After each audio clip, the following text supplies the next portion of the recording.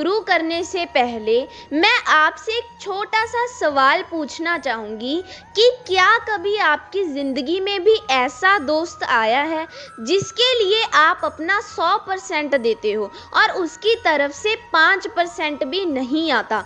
Comment section में ज़रूर बताना। दोस्ती, अगर आपको दोस्ती का असली मतलब जानना है ना, तो कृष्ण और सुदामा की दोस्ती के अलावा आपको कहीं जानने के लिए नहीं मिलेगा। आज मैं इनकी दोस्ती की एक छोटी सी कहानी आपको बताना चाहती हूँ।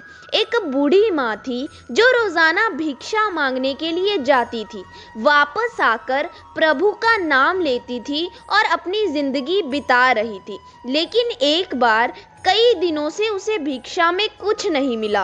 वो बहुत भूखी थी। रात को सोते समय भगवान से कहती थी कि कल जो होगा वो आप देख लेना।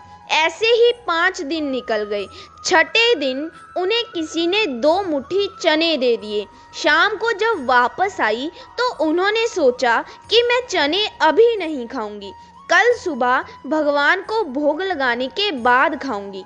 तो उन्होंने चनों को पोटली में बांधा और झोपड़ी पे टांग दिया। उसके बाद सो गई।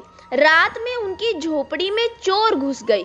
चोरों ने सोचा कि शायद इस पोटली में सोने के सिक्के हैं, तो उन्होंने वो पोटली चुरा ली और भाग गए।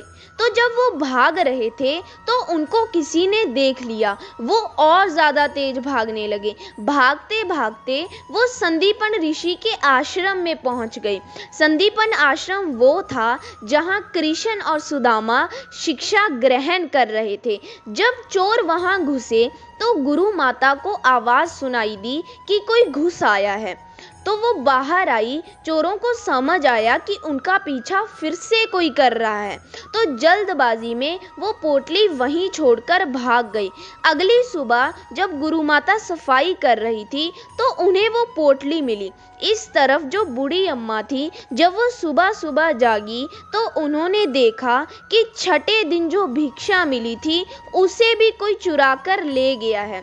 तो बूढ़ी अम्मा बहुत गुस्सा हुई और उन्होंने श्राप दे दिया कि जो भी इन चनों को खाएगा वो जीवन भर गरीब रहेगा।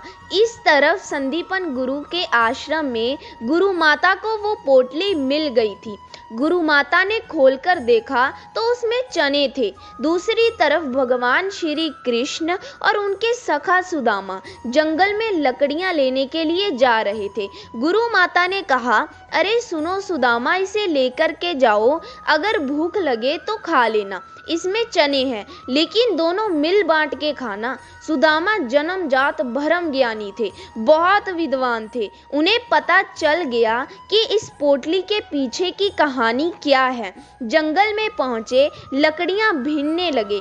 सुदामा को लगा कि आदेश तो ये मिला है कि दोनों को मिल बांट कर खाना है, लेकिन अगर मैंने भगवान के साथ ये बांट ली तो उन्हें भी तो श्राप लग जाएगा और तीनों लोग दरिद्र हो जाएंगे। मैं जीते जी मेरे जीवन में तो ये नहीं होने दूंगा। सुदामा ने छुप करके फटाफट से वो सारे चने खा लिए।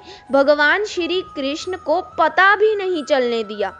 तो इस तरह सुदामा जीवन भर दरिद्र रहे, लेकिन भगवान श्री कृष्ण को उन्होंने दरिद्र नहीं होने दिया। तो दोस्तों, असली जो दोस्ती होती है ना, वो ये होती है। अगर जीवन में आपको सुदामा जैसा मित्र मिल जाए तो इससे खूबसूरत और कुछ नहीं है।